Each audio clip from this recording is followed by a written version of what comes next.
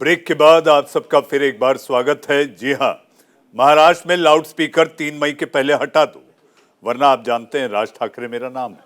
राज ठाकरे की अल्टीमेटम है, जिसको लेकर देश में बवाल है।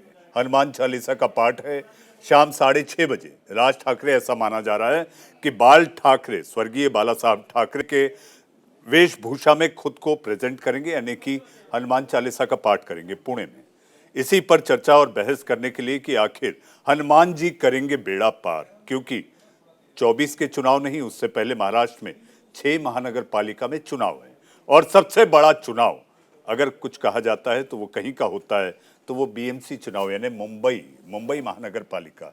उसी के मद्देनजर ये सियासत दिखाई दे रही है। आइए चलते हैं अपने पैनलिस्ट की ओर। हमारे साथ हमारे पैनल में स्वामी चक्रपाणी महाराज धर्माचार्य हैं, हमारे साथ एमएनएस के नेता धनराज नाइक साहब, हमारे साथ राजपुंज साहब शिवसेना के प्रवक्ता, और हमारे साथ शफी देलवी साहब मुस्लिम स्कॉलर। धनराज जी, जब राजपुंज जी कह रहे थे, आपकी 2-3 बार उंगली उठी। पीसीआर, मैं ये चाहूंगा कि ठाकरे बनाम ठाकरे की ये लड़ाई में हमारे 2 पैनलिस्ट राजपुंज और धनराज जी को एक फ्रेम में लाया जाए। धनराज जी, आप अपनी बात रखें और आपके सारे सवालों का जवाब राजपुंज जी देंगे। धनराज जी सर, कैसा है? अभी शफी दलवी साहब ने जो कहा कि हमारे मजहब के खिलाफ, मजहब कहां से आ गया? राज साहब ने लाउड स्पीकर के बारे में बोला है। राज साहब ने खुलकर कहा है, मैं किसी धर्म के खिलाफ या किसी मजहब के खिलाफ मैं नहीं हूं। खुलकर राज साहब ने सभा के अंदर कहा है। और अगर वो कह रहे तो वो लाउड स्पीकर के खिलाफ, जिसकी वजह से लोगों को तकलीफ होती है। आज कोई बीमार लोग है या बुजुर्ग लोग है, या तो स्कूल में कॉलेज में पढ़ने वाले बच्चे, कंपटीशन अलग अलग कॉम्पिटिटिव एग्जाम्स में बैठने वाले बच्चे, जो पढ़ाई लिखाई करने वाले बच्चे, सुबह के 5 बजे जब भोंगा बजता है, लाउड स्पीकर इतने जोरों की बजती है, पूरी बात सुनिए, लाउड स्पीकर इतने जोरों की बजती है, तो लोगों को तुम क्यों तकलीफ देते हो? तुम्हारा सुनिए पूरी बात, तुम्हारा मैं सुन ही रहा हूँ, लेकिन आप ये तो बताएंगे कि अभी लाउड स्पीकर लगेंगे कि जिसके ऊपर लाउड स्पीकर और मजहब को साथ में क्यों मिलाते हो? लाउड स्पीकर तो आप ही तो मिला रहे हो। आप ही लाउड स्पीकर उठाने की, आप ही लाउड स्पीकर लगाने की बात कर रहे हो। आप ही लाउड स्पीकर लगाने की बात कर रहे हो। आप ही कह रहे हो कि लाउड स्पीकर उठाया जाए। खिलाफ में बोला है राज साहब ने, लाउड स्पीकर के खिलाफ बोला है, मजहब के खिलाफ। अरे धनराज जी, लाउड स्पीकर के खिलाफ क्यों मत? गलत बोल रहे हैं। हाँ, बोलिए। क्या लाउड स्पीकर से तकलीफ नहीं होता है? लाउड स्पीकर सुबह 5 बजे, जिनको पूरी दुनिया को उठाने का ठेका लेके रखा है तुमने अपने साथ में। नहीं, यहीं पे हो रहा है। नहीं धनराज जी, यही रोकूंगा आपको। देखिए, ये आज से नहीं है, ये प्रक्रिया कब से चल रही है। कोई नई चीज नहीं हो रही इस देश में। नहीं, आपको अभी जागृति हुई है, माननीय राज ठाकरे जी को अभी जागृति हुई है इस चीज पर। पहले नहीं पता था कि ऐसा हो रहा है। नहीं, वही पूरे देश में हो रहा है। उसी मुद्दे पे आ रहा हूँ। ये आज से नहीं है। देश की आजादी, जब को देश की आजादी मिली है तब से। और देश को आजादी मिलने के बाद सरकार किसकी थी? कांग्रेस की। तो कांग्रेस को कौन से लोगों की जरूरत है? मुसलमानों को वोट बटोरने के लिए कांग्रेस ने जो मुसलमान चाहता था उसको पूरी छूट दी। लाउड स्पीकर लगाओ, रस्ते पे नमाज पढ़ो, तुम चाहे जो करो, हम तुम्हारे साथ है। यानी गलत चीजों को भी कांग्रेस ने बढ़ावा दिया। तो आज कोई रोकना नहीं चाहिए। अगर वो चीज चलते हुए आ रहा है, जो गलत चीजें चलते हुए आ रहा है, तो उसको आज कोई रोकना नहीं चाहिए। और आज अगर कोई रोके तो गलत। ये क्या कह रहे हैं आप? जो गलत है उसको रोकना नहीं चाहिए हमें। एक समझदार, आप पढ़े लिखे इंसान लगते हैं, आपको सब चीजों की जानकारी है। आप इतने समय से इस देश में रह रहे हैं। ये देश आपको मालूम है, इस देश के संविधान के बारे में। देश के बारे में लोगों को इजाजत दी है, जो चीजें चल रही है, कोई आपको भी इतनी इजाजत है जितनी मुझे है। अगर मेरे को हनुमान चालीसा पढ़ने की इजाजत है तो आपको भी है। अगर मुझे महाआरती करने की इजाजत है तो आपको भी है। आपसे किसने छीनी है ये चीज? आपसे तो किसी ने नहीं छीनी। अरे भाई, आप उनके पीछे यही कह रहे, राज साहब यही कह रहे, तुम अगर तकलीफ दोगे तो हम भी तकलीफ देने का काम करेंगे। तुम अगर तकलीफ दोगे तो हम भी तकलीफ देंगे।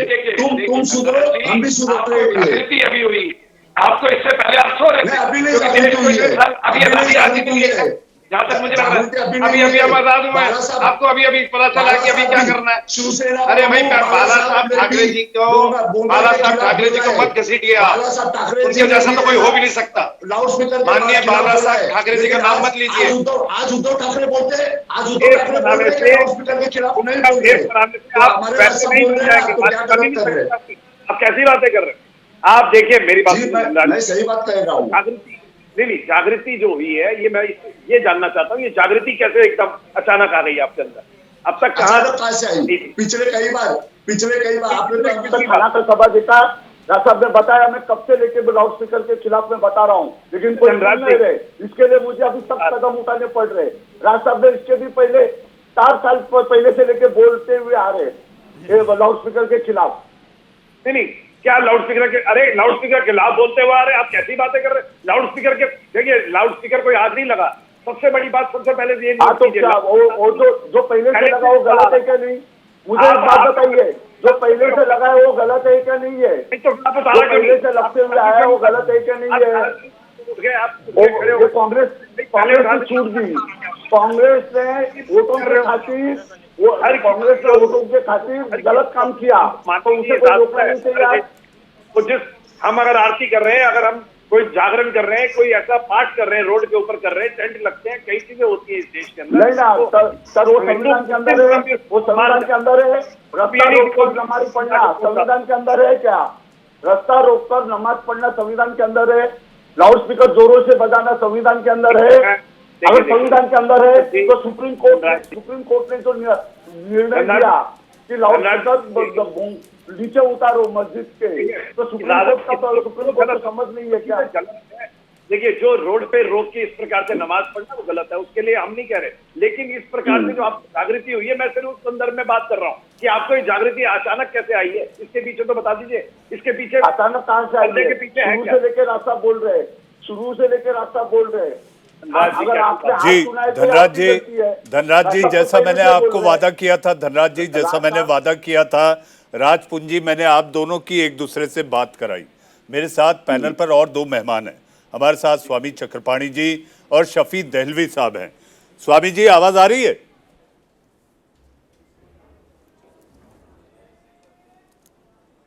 हमारे साथ शफी दहलवी साहब हैं। जनाब दहलवी साहब आवाज आ रही है? हाँ आ रही है। जी दहलवी साहब, अभी आपने 2 प्रवक्ताओं को सुना, एमएनएस और शिवसेना, ठाकरे बनाम ठाकरे। अब बात तो ये भी कर रहे हैं कि भाई सड़क पर बैठकर, सड़क पर आप लोग जो नमाज अदा करते हैं, मुंबई में ऐसा कई जगह देखा जाता है, थोड़े दिन बाद शायद उस पर भी आपत्ति शुरू हो जाए। बॉम्बे में चुनाव है, मुंबई में महानगर पालिका के चुनाव है। दहलवी साहब देखिए मनीष जी, बात यह है, मनीष जी अभी आप ही ने कहा कि आप अभी नमाज के ऊपर सड़कों पर पाबंदी है क्योंकि चुनाव हो रहे हैं। बार बार जब भी कोई बात करते हैं तो ये ज़रूर मुद्दा आता है कि चुनाव होने वाले हैं, चुनाव हो रहे हैं, चुनाव का मामला है। मैं ये कहना चाहता हूँ कि आप लाउड स्पीकर की बात कर रहे हैं तो लाउड स्पीकर की बात कीजिए, मस्जिदों की लाउड स्पीकर की बात क्यों कर रहे हैं? सिर्फ सारे लाउड स्पीकर की बात कीजिए। घरों में, गलियों में शादियां होती हैं, 3-3 4-4 घंटे लाउड स्पीकर बजता है, प्रदूषण नहीं होता उससे। जुलूस निकलते हैं, धार्मिक जुलूस निकलते हैं, मजहबी जुलूस निकलते हैं, उससे प्रदूषण नहीं होता। जगह जगह डीजे बजते हैं, यात्राएं निकलती हैं, उसमें डीजे बजते हैं, उससे प्रदूषण नहीं होता। और आप ये कह रहे हैं कि हमने बात नहीं करी, हम मस्जिद बात नहीं कर रहे हैं, लाउड स्पीकर बात कर रहे हैं। तो सीधी बात कीजिए कि इस देश में लाउड स्पीकर बजना ही नहीं चाहिए कहीं भी, किसी भी धर्म स्तर पर, किसी भी शादी में, किसी भी यात्रा में। दहलवी साहब का कनेक्शन यानी कि तकनीकी खराबी के कारण वो स्क्रीन पर नहीं है, ना ही उनकी आवाज। हमारे साथ राज पूंजी हैं। राज जी आवाज आ रही है? जी आ रही है। राज जी, मेरा सवाल आपसे महाराष्ट्र के अमरावती से महिला निर्दलीय सांसद नवनीत राणा ने आप लोगों को चुनौती दी है। नवनीत राणा की खुली चुनौती है और चुनौती यह है कि मातोश्री के सामने मुख्यमंत्री उद्धव ठाकरे को चुनौती है कि अगर लाउड स्पीकर नहीं हटे तो मैं वहीं बैठकर धरना दूंगी और हनुमान चालीसा भी पढ़ूंगी। आपको एक और जानकारी दे दूं राज जी, नवनीत राणा जी को Y+ कैटेगरी सुरक्षा 3 दिन पहले दे दी गई है, तो उनको यह भी डर नहीं है कि सुरक्षा का कोई खतरा होगा। ठीक है मनीष जी, देखिए इस प्रकार से नवनीत राणा जी को जो लाया गया है, नवनीत राणा जी भी चार्ज होके इस समय इलेक्शन का समय है, वो भी अपनी ड्यूटी पूरी करने आई है। इधर से राज ठाकरे जी आप देख रहे हैं किस प्रकार से नई नई चीजें का इजाद कर रहे हैं। तो मतलब बड़ा अजीबोगरीब समय इस समय इकट्ठा कर दिया इन लोगों ने। तो जबकि होना क्या चाहिए था इस देश में, आज कोई, मैंने इन्हें यही बोला है कि आज कोई, ये तो है नहीं कि लाउड स्पीकर आज से ही बनना शुरू हुआ है, अजान आज से ही हो रही है। अरे भाई, आज ही आपको जागृति कैसे हो गई इस समय के ऊपर है। बाकी राणा जी जो करने जा रही है, जो चैलेंज कर रही है, देखिए हनुमान चालीसा पढ़ने में कोई किसी को भी मना नहीं है, कोई भी कहीं भी पढ़ सकता है, लेकिन इस प्रकार से चैलेंज करके क्या दिखाना चाह रही है कि वो बहुत बड़े हिंदुत्व का पाठ पढ़ाने के लिए वहां पे आना चाहती हैं। तो ये एक उनकी बहुत बड़ी भूल है। इस प्रकार से कहते हैं ना, दीपक को रोशनी दिखाने वाली बात है, तो इसको दिखाने की आवश्यकता नहीं है। हमें मालूम है हिंदुत्व क्या होता है और हमारे को मालूम है हमारी हिंदुत्व की सीमा क्या है। तो इसमें राणा जी जो भी करना चाहती हैं उनको पूरा अधिकार है, वो हनुमान चालीसा पढ़े, पूरा रामायण का पाठ करें, वो जो भी करें। लेकिन इस प्रकार से चैलेंजिंग, किसी को चैलेंज करके इस प्रकार की गतिविधि करना, ये गलत है मनीष जी। इसके बारे में मैं बिल्कुल जी धनराज जी आपको पता होगा नवनीत राणा ने भी आपके राग में राग मिलाया है, आपकी राह चल पड़ी है धनराज जी। नवनीत राणा कहती है लाउड स्पीकर हटाओ, लाउड स्पीकर हटाओ, मैं हनुमान चालीसा का पाठ। आप लोग तो सेना भवन के सामने पोंगा बजाए थे, वो तो मातोश्री के सामने बैठकर हनुमान चालीसा पाठ करने की बात कह रही हैं। धनराज नाइक, अब राज साहब ने ये मुद्दा लेने के बाद हर एक जन इस चीज से, बहुत जन तो समझदार लोग हैं, इस चीज को साथ दे रहे हैं। और नवनीत राणा जी हो या कोई भी हो, हिंदुस्तान का बच्चा आज राज साहब को साथ दे रहा है, क्योंकि वो ये तकलीफ झेल चुके हैं, इतने सालों से झेल के आए हुए हैं। तो आज राज साहब के रूप में कोई आगे आया हुआ है, तो राज साहब के लीडरशिप के अंडर में हर कोई राज साहब को साथ देना चाह रहा है, क्योंकि हर कोई इस तकलीफ से मुक्त होना चाह रहा है जी। लेकिन धनराज जी, 3 तारीख को, बोलिए सर। धनराज जी, ऐसा क्यों कहा जा रहा है कि जो भी आप लोग कर रहे हैं या आपकी ये जो मुहिम है, इसको चुनाव से जोड़ के, मुंबई महानगर पालिका चुनाव, पुणे महानगर पालिका चुनाव, मैं बताता हूँ जी। राज साहब जी के साथ में पिछले 30 साल से मैं भारतीय विद्यार्थी सेना से लेकर 30 साल धनराज जी इस वक्त बड़ी खबर हमारे साथ अमरावती की सांसद नवनीत राणा, जी हाँ, जिन्होंने खुले तौर पर उद्धव ठाकरे को चुनौती दी है कि तुम्हारी गली में आकर मैं हनुमान चालीसा का पाठ करूंगी। नवनीत राणा जी हमारे साथ जुड़ चुकी हैं। नवनीत जी, मैं मनीष अवस्थी बोल रहा हूं। नमस्कार मनीष जी, कैसे हैं आप? मैं ठीक हूं नवनीत जी। आपने एक चुनौती दी है और मुझे इस बात की जानकारी मिली है कि आपको Y+ सुरक्षा भी मिल गई है, सब कुछ सुरक्षित रहेगा। सब कुछ सुरक्षित ही है। और मनीष जी, जिस तरीके से जो डिबेट चालू है, अभी मैं एक वक्ता का कुछ विषय सुन रही थी कि नवनीत जी को जो करना है वो कर सकते हैं, पर मातुश्री के बाहर जाके क्यों पाठ करना है। तो मुझे ऐसा लगता है, मेरा जो धर्म मुझे सिखाता है मेरे धर्म का प्रचार प्रसार करना, और वो मैं कर रही हूँ और मैं करूंगी। और उसके साथ में जिस महाराष्ट्र से मैं बिलोंग करती हूँ, जहां पर आदरणीय बाला साहेब ठाकरे जी ने, जो आज उनकी तीसरी पीढ़ी राजकारण में है और जो पॉलिटिक्स कर रही है, पॉलिटिक्स में अपनी रोटियां जिस के भरोसे सेक रही हैं, उनको हनुमान चालीसा से इतनी नफरत क्यों? पहला प्रश्न है मेरा। और मैंने जो कहा है कि हनुमान चालीसा, अगर आज मातोश्री के बाहर हम देखते हैं तो बहुत सारी भीड़ लगी हुई है। नवनीत राणा के मुर्दाबाद के नारे चालू हैं, रवि राणा जो विधायक है उनके मुर्दाबाद के नारे चालू हैं। मुझे लगता है इतना सब करने से अच्छा 2 कदम मातोश्री के अंदर गए और हनुमान चालीसा तुम्हारे आपके सीएम ने कर लिया, उद्धव ठाकरे जी ने। तो मुझे लगता है जो हिंदुत्ववादी मत जो इतने सालों से उनको दे रहे हैं, जिन्होंने बाला साहब को बचपन से देखते आए, हम वो महाराष्ट्र के बेटी और बहू, उनके विचारों पे चलने वाला महाराष्ट्र है। आज उनके परिवार के अंदर, उनके मातुश्री में ही हनुमान चालीसा का विरोध हो रहा है। यही मेरा प्रश्न है उनसे कि इसका विरोध क्यों? या तो खुलेआम कह दो कि हम अपने मार्ग से अलग हो गए हैं, हमने हिंदुत्ववादी छोड़ दिए हैं, हमको हनुमान चालीसा से कोई लगाव नहीं, हमको हिंदुत्व से कोई लगाव नहीं। या तो वो मार्ग बता दे हमको। मैंने तो सिंपल से कहा कि आज हनुमान जयंती है, कोरोना के बाद बहुत बड़ा संकट हमारे देश में आया था, वो संकट मोचन हनुमान जी से हमने प्रार्थना करनी चाहिए और हमारे मुख्यमंत्री ने भी हनुमान चालीसा करना चाहिए। तो हनुमान चालीसा पे इतना बवाल क्यों? जिसके भरोसे आपने इतने साल, आपके फादर ने, हमारे आदरणीय बाला साहब ठाकरे जी ने, बोलते हैं खून की आखिरी बाजी भी ये महाराष्ट्र के लिए लगाई है। उनके शब्दों का भी पालन उनके बेटे नहीं, सुपुत्र नहीं कर सकते, तो फिर बाकी कौन करेंगे? जिन्होंने इतने साल, सिर्फ सेना ने जिस भरोसे अपनी पॉलिटिक्स की रोटियां सेकी हैं, उसका भी आज साथ नहीं दे सकते। पूरी हिंदुस्तान और महाराष्ट्र देख रहा है कि उद्धव ठाकरे जी कब हनुमान चालीसा पढ़ेंगे। जी जी नवनीत जी, लेकिन आपकी चुनौती क्या है, आपकी मांग क्या है? आप क्या चाहती हैं कि क्या होगा तो आप नहीं करेंगी? अवस्थी जी, मैं आपको बताना चाहूंगी कि हमारे महाराष्ट्र में एक तो 7.5 लगी है,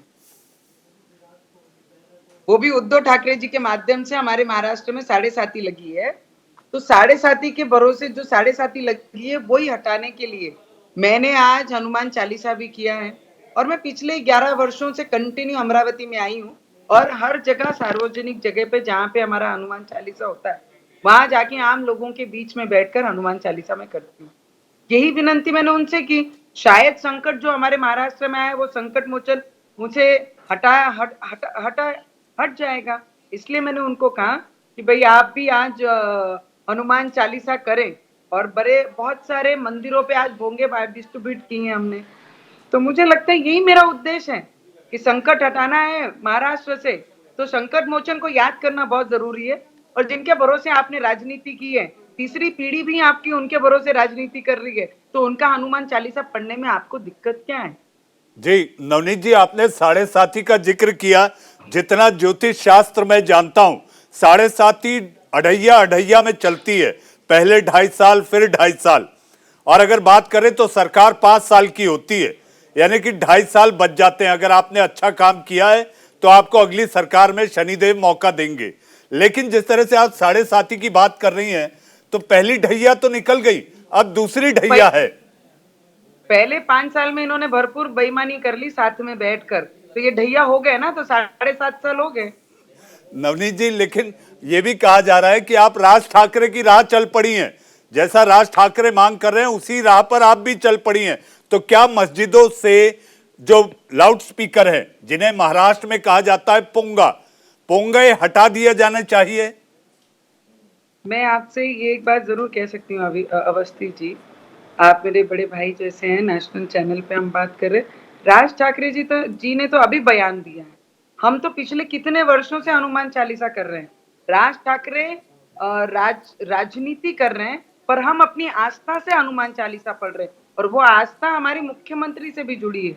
जो 7.5 लगी है, जो शनि हमारे महाराष्ट्र को लगा है उद्धव ठाकरे जी के माध्यम से, अगर वो हनुमान चालीसा पढ़ेंगे तो संकट मोचन ये संकट से महाराष्ट्र को बचाएगा। इतनी विनती की थी। और राज ठाकरे जी के राह पे चलने के लिए मैंने कोई पार्टी में हूं नहीं, मैं एज ए निर्दलीय इंडिपेंडेंट एमपी चुनकर मुझे मेरे लोगों ने दिया, तो उनके हित में मैं बात करती हूँ और उनके हित में लड़ूंगी। और मेरे समाज का, मेरी धर्म का, मेरी संस्कृति का प्रचार प्रसार मुझे मेरी पहली पीढ़ी भी की है, मैं भी करूंगी, और मेरे आने वाली पीढ़ी भी इसका धर्म का प्रचार प्रसार करेंगे अवस्थी जी। नवनीत जी, मुझे पता है आप बहुत व्यस्त हैं, आपको हो सकता है अभी सूर्यास्त के बाद कहीं और हनुमान चालीसा का पाठ करने जाना हो। नवनीत जी, मेरा एक छोटा सवाल है।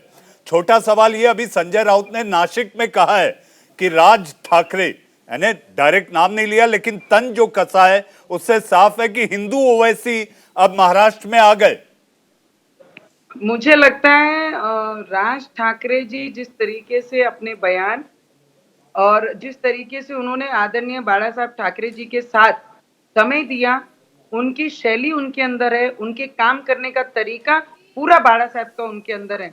अगर इनमें ओवैसी दिखता है तो फिर मातोश्री में भी ओवैसी दिखना चाहिए, उनमें भी ओवैसी है, इसमें कोई डाउट नहीं है। क्योंकि ठाकरे जिस तरीके से राज ठाकरे जी पैर पे पैर रख के, कदम पे कदम रख के बाला साहब के विचार बाहर लाने की कोशिश कर रहे हैं, मुझे नहीं लगता उनमें ओवैसी दिखता है, तो मातोश्री में भी उनमें ओवैसी दिखता होगा। जी नवनीत जी, आपने वक्त निकालकर इंडिया का सवाल कार्यक्रम में लगातार आप 2 दिन पहले से अमरावती में हमने वो तस्वीरें भी देखी थी जब आपने एक सामूहिक पाठ किया था। मुझे जानकारी आ रही है कि आज भी आपने कई अलग अलग जगह जाकर आपने हनुमान चालीसा का पाठ किया है। मुझे ऐसा लगता है कि संकट मोचक सियासत तो नहीं, लेकिन जनता की खैर ख्वाही के लिए, जी हाँ, जनता के संकट जरूर दूर हो, जिसमें आप लोग लगे रहते हैं। सपत्नीक, रवि राणा और आप लगातार कर रहे हैं, लेकिन हनुमान चालीसा का पाठ मातोश्री के सामने बैठकर करने का जो आपने चुनौती उद्धव ठाकरे को दी है, मुझे ऐसा लगता है कि आने वाले वक्त में वो देखने वाला नजारा जरूर होगा। जी हाँ नवनीत जी, आपका बहुत बहुत धन्यवाद। चलते हैं अपने पैनल की ओर। पैनल में हमारे साथ शफी दहलवी साहब, हमारे साथ राज पुंजी और धनराज नाइक हैं। हमारे साथ बीजेपी के प्रवक्ता सतीश लखेरा जी जुड़ गए हैं। सतीश जी, आपको मेरी आवाज आ रही है? राजेश जी जी आ रही है। जी, मेरा सवाल आपसे, राज ठाकरे को लेकर अभी संजय राउत ने नासिक में एक बयान दिया है, और वैसे भी सियासी हलकों में दिल्ली में भी ये माना जा रहा है कि राज ठाकरे बीजेपी की बी टीम है, और संजय राउत ने कहा है कि राज ठाकरे हिंदू ओवैसी हैं। अगर भारत में हिंदू धर्म की बात नहीं होगी, हिंदू त्योहार नहीं मनाए जाएंगे, तो कहां मनाए जाएंगे? बजरंगबली अनंत काल से हम हमारे समाज की साथों की तरह है। भगवान राम हमारी साथों में। इस्लाम 1400 साल पहले आया और लाउड स्पीकर 19वीं शताब्दी में आया है। और जो रोज अजान के द्वारा 5 बार अजान के द्वारा बताया जाता है कि सबसे बड़ा अल्लाह है, मेरी आस्था भगवान में है, अल्लाह में नहीं है। अगर मैं विरोध भी नहीं करता हूँ जो जिस मत को मानते हैं, मगर 5 बार 4 बार ऊंची आवाज में बताना आपका अंदरूनी कार्यक्रम है। जिस तरह हम जगराता करते हैं, दुनिया भर के कार्यक्रम हमारे होते हैं, अंदर के जो दर्शक हैं, श्रोता है, उनके लिए लाउड स्पीकर होता है। मस्जिद पे जो आप चारों ओर तरफ करते हैं, और इससे इस्लाम नहीं आएगा। लाउड स्पीकर से इसीलिए इस्लाम धर्म नहीं स्वीकार नहीं है। अगर दुनिया में लाउड इस्लाम फैला है तो तलवार के बल पे फैला है या जनसंख्या के आधार पर फैला है। तो इसलिए ऐसी स्थिति में आज बड़ी शर्मनाक स्थिति है कि हमें अपने पर्व त्योहारों को मनाने के लिए भी इस डिबेट में जाना पड़ता है कि अजान वर्सेज हनुमान, ये भगवान बजरंगबली का अपमान है। मुझे लगता है हम आज तक भी गरिमा के साथ मनाते आ रहे हैं। हमारे सामने कोई ऑब्जेक्ट ये नहीं कि मुस्लिम को दिखाना है, मुस्लिम को चिढ़ाना है। और हमारे जब त्योहार होते हैं उसका कभी नहीं है कि हम रोज हमारा ऐसा अनुष्ठान होता हो जिसका रोज माइक लगता हो। तो ये छेड़ोगे तो छोड़ेंगे नहीं, या आज जिस तरह की धमकियां दी जा रही हैं, इसके लिए सामान्य रूप से भारत में जो हम कानून को मानने वाले हैं, सुप्रीम कोर्ट का आदेश है, कर्नाटक हाईकोर्ट का आदेश कि आप किस क्षेत्र में, औद्योगिक क्षेत्र में या रिहायशी क्षेत्र में किस डेसिबल पे कितनी आवाज कर सकते हैं, कितने बजे से कितने बजे तक कर सकते हैं, इसको सिंपल माना जाए। कोई धर्म का विषय नहीं, मजहब का विषय नहीं है। जी सतीश जी, देश में कानून ही सर्वोपरि है। कानून मानना ये जरूरी है, और जो इसका उल्लंघन करता है, कानून का जो उल्लंघन करता है, वो कंटेम्पचुअस होता है। और कानून जब अपनी सजा सुनाता है तो उसमें आवाज नहीं होती, मानना पड़ता है। धनराज नाइक जी, आप नवनीत राणा जी को सुन रहे थे, वो कह रही हैं राज ठाकरे सियासत कर रहे हैं। सियासत तो खुद कर रही है। अगर जैसा उन्होंने कहा कि हम हनुमान चालीसा पहले से पठन करते आए हैं, तो इतने दिन का उन्होंने रास्ते पर आकर पठन करते हुए तो हमने नहीं देखा। आज पहली बार रास्ते पे उतर के कर रही है, तो किस लिए कर रही है? तो ये जागृति जिसने निर्माण किया हुआ है, तो हमारे राज साहब ने निर्माण किया है। उसके बाद में ये लोग सब आज रास्ते पर उतरकर हिंदुत्व का नारा दे रहे, अच्छी बात है। जी धनराज जी, ये मेरी बहस का आखिरी पड़ाव है। राजपुंजी, छोटा सवाल छोटा जवाब। नवनीत राणा ने आपको चुनौती दी है। मुझे ऐसा लगता है कि अजान हनुमान चालीसा को लेकर जो आवाज लाउड हुई है, वो मातोश्री भी पहुंच गई होगी। जी मनीष जी, जय जय जय हनुमान गोसाई, कृपा करो गुरुदेव की नाही। ये वही मैं उस हनुमान चालीसा में से ये निकाल के आपको बता रहा हूँ कि प्रभु इन पर कृपा कीजिए। ये हनुमान जी को ही आज राजनीति के कटघरे में खड़े करके बैठ गए, और ऊपर से कह रहे हैं हम राजनीति नहीं कर रहे, और ये क्या हो क्या रहा है फिर? और हनुमान जी को ही तो राजनीति का क्षेत्र में इन्होंने ले लिया, घसीट लिया, और ये अच्छी बात नहीं है। हमारे धर्म का एक प्रचार होना जरूरी है। राज जी, मैं केवल इतना कहना चाहूंगा आज के इंडिया का सवाल में राजपुंज धनराज नाइक जी, धनराज जी, मुझे कल्पना नहीं थी कि आप इतनी अच्छी हिंदी में जवाब देंगे. मला कळत नव्हतं की तुम्ही इतकी चांगली हिंदी बोलणार. आपला आभार, आपला आभार, आपका आभार. हमारे साथ सतीश लखेरा जी, आप देर से जुड़े, आपने अपनी राय रखी.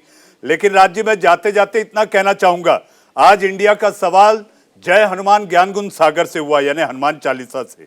लेकिन राज ठाकरे का जाते जाते मैं इतना कहना चाहूंगा कि राज ठाकरे का, फिर एक बार राज ठाकरे का बजरंग बाण, यानी कि बजरंग बाण हनुमान अष्टक होता है, निश्चय प्रेम प्रतीत. अब देखते हैं कि राज ठाकरे के विनय को जनता मानेगी या नहीं. इंडिया का सवाल में आज के लिए बस इतना ही. देश और दुनिया की ताजा तरीन खबरों को लेकर आएंगे मेरे अपने सहयोगी कुंदन जम्यार एक छोटे से ब्रेक के बाद.